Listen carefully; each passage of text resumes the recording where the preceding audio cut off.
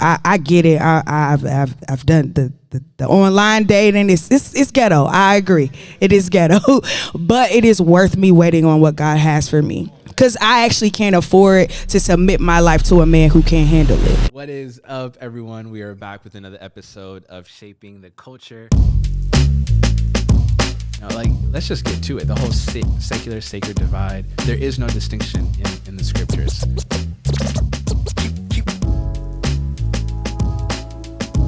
Some of us have trust issues with God, and some of us, it's like, does God really got us? You can't engage the culture with the gospel that first has not engaged you. Like, you know how people are like, oh, that's just who I am. Nah. Keep. Drop the mic. Drop the mic. Shaping the code. How do you encourage Christian singles in their 30s to not settle when it appears that a bunch of Christian men are out here having sex? All right. Who wants to tackle that? Okay. So, gosh.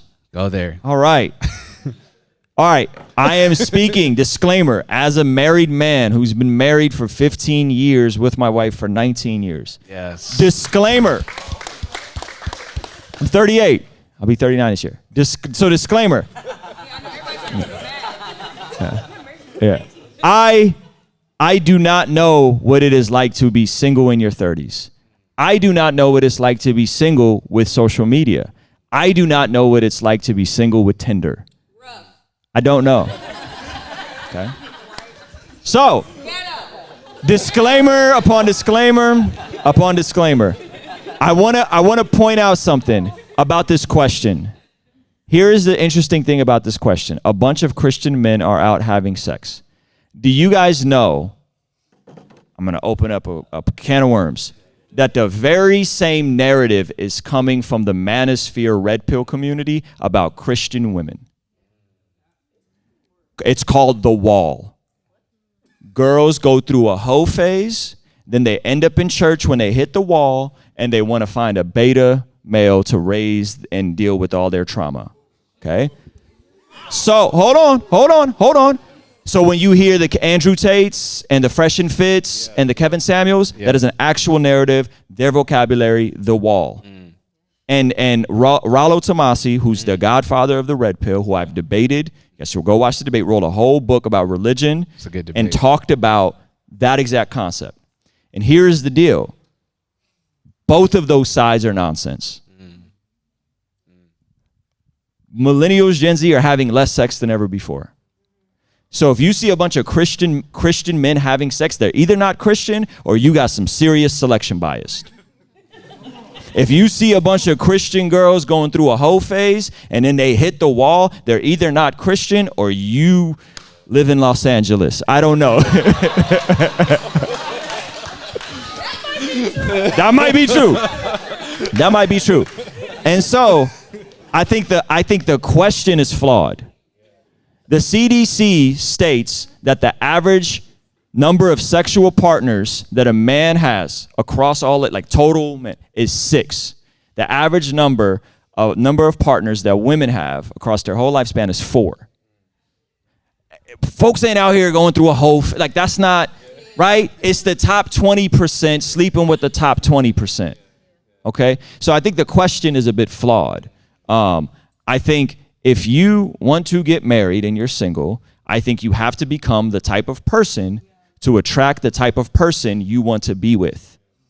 So if you are wanting to attract a man that's going to make 6 figures and be able to provide a lifestyle for you to stay home with the kids, what type of person is that kind of Christian man attracted to, and what will they not deal with, and how do you work that stuff out? Therapy, accountability, counseling. Fellas, in the same regard, if you want a woman that's going to love your kids well and not divorce you and take half, okay, you got to become the type of man that attracts that type of woman. You can't be addicted to porn. You can't be at the titty bar with your homies, right? You can't be that type of guy.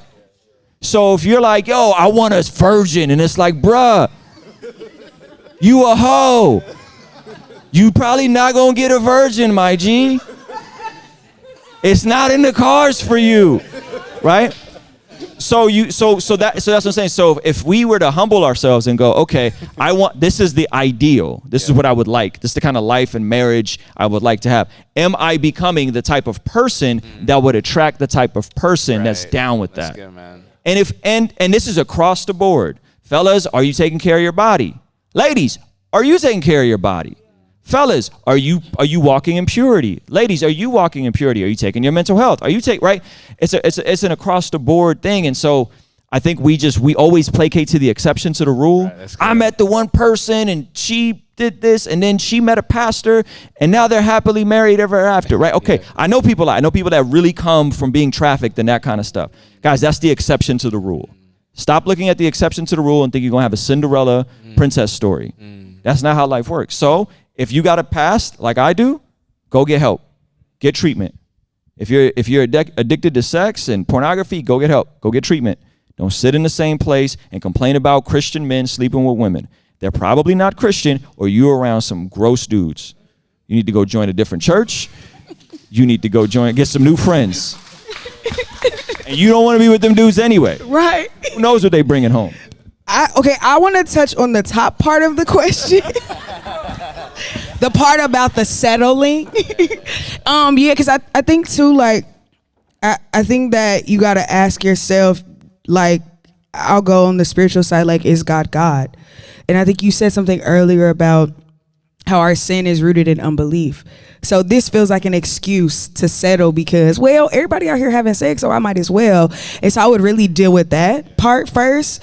And do you really believe that, like, God can handle this part of your life? Like, the same God that can heal you, the same God that could deliver you, the same God that called you into your faith, like, he's the same God that will provide a mate for you. And then you have to also question, what do you think of yourself?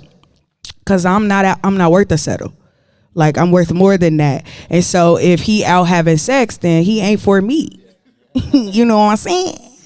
And then, like, if you're considering it, that's really what you want to do anyway. And we're going to do what we want to do. So why you even fronting? You want to have sex, go have sex, because that's what you want to do anyway. And so is a man thinking in his heart, so is he. You've already made the decision. The sin is just going to be the fruit of what you've been meditating on. And so I would really challenge the heart in which you ask this. I get it. I've done the online dating. It's ghetto. I agree. It is ghetto, but it is worth me waiting on what God has for me. Because I actually can't afford to submit my life to a man who can't handle it. So I'm going to wait on him. You know what I'm saying? And I would encourage you to do the same thing. Cause you worth that, you know what I'm saying? And God got it. You know, I be, trying to figure out his timeline and mine, but I know he got it. Maybe just one last thing I'll say to that, and probably a disclaimer is necessary because I also am married and. But what I just two things I want to say. Number one, I do know that we are all hardwired to have a relationship, and that's a wonderful natural desire that we should all strive for. But at the same time, I do feel like in a lot of ways, that type of relational dynamic has been idolized to the point where we feel like if it's like get married or bust, you know what I'm saying? And there are so many other fruitful ways to explore relationship. And in God's time, if that's for you, God will make it happen. That being said, to the question about getting with a man in your circle that is having sex and whatever, it's like the truth is, if you are a person who is submitted to God and you're contemplating getting with a man or whoever that's not submitted, then by virtue of you connecting with that person and tethering your life to that person, you are in for a world of hurt because you're thinking, oh, like the best case scenario is for me just to get connected here. But the reality is now you're literally submitted to somebody who's not submitted to God. So like, what business do you have making yourself connect to someone who's not good for you in the first place?